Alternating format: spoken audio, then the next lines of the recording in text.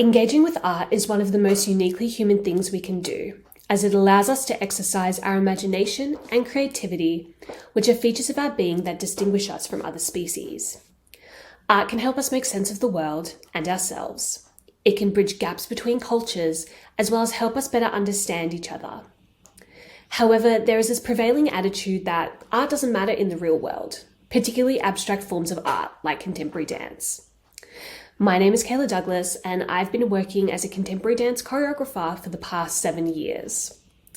When people find out about my profession, they usually shudder and remark that they do not understand contemporary dance and that it is not for them. But by the end of this presentation, I will show you that contemporary dance demands to be viewed through one's own lens, infused with your own narratives and personal experiences, making it about you and for you. Now, during the pandemic, like many others, I found myself in a bit of a rut. I was overwhelmed with existential dread and found myself questioning what I was doing with my limited time on this earth. I asked myself, why do I make art?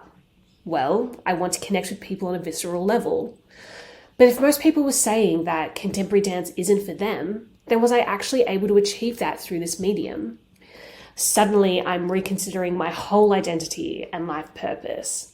And this led me down a path of discovery that would reinvigorate and validate the value I inherently knew art possessed, but struggled to articulate at the time, which eventually culminated into the premiere of a new dance work, Tremor, which stands as my proudest achievement.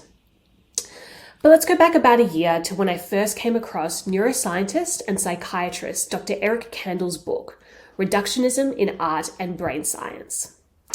Kandel's book highlights the interplay between a bottom-up sensory experience and top-down cognitive functions. Put simply, perception based on visual input alone is incomplete.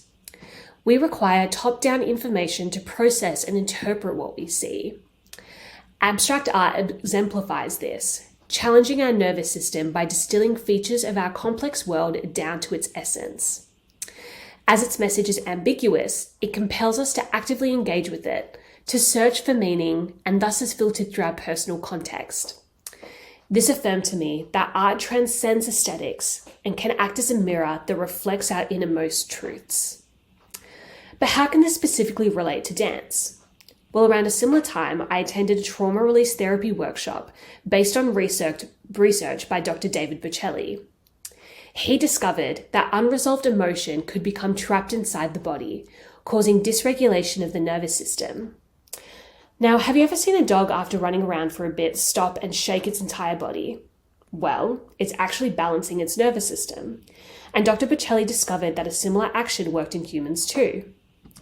He created a series of exercises that would safely induce muscular tremoring to move stagnant energy and bring the body back to a state of balance. This workshop made me realize how disconnected we are from our bodies and the negative impact it can have on our health. I was so grateful in that moment that I had dance in my life as a means of release. And this created the initial spark for Tremor. I aimed to authentically draw emotion out of physicality. Rather than performing emotion, we sought to uncover it from within. We described it as a purge, untangling stored memories from the body. I challenged the performers with tasks that would push them both physically and mentally. And the work ended with a 10-minute shake, allowing whatever emerged from the exhaustion to be released. This deliberate ambiguity invited audiences to apply their own experiences to the moment. And here is a short clip from that section.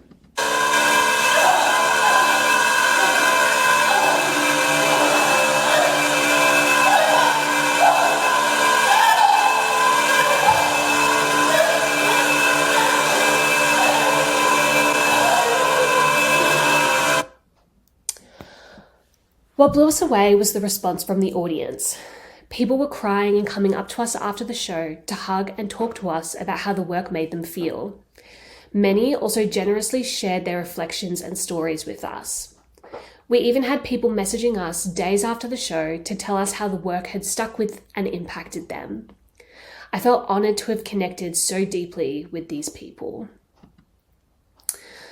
This profound experience solidified for me the transformative potential of contemporary dance to facilitate self-reflection and catharsis, not only for myself and the performers, but for the audience members too, by getting them out of their heads and shifting their focus towards embodied sensation and introspection. And in a society where we are so out of tune with our bodies, this is a necessity.